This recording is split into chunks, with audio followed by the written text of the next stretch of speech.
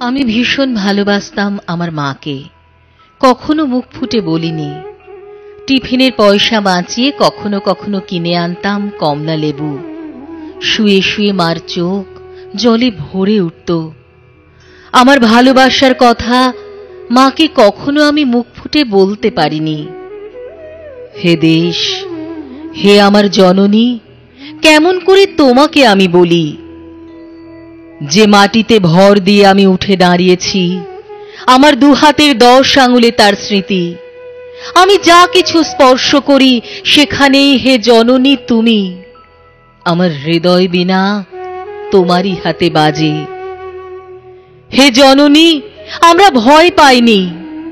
যারা তোমার মাটিতে নিষ্ঠুর থাবা বাড়িয়েছে, আমরা তাদের ঘাড় ধরে সীমান্ত পার করে দেব।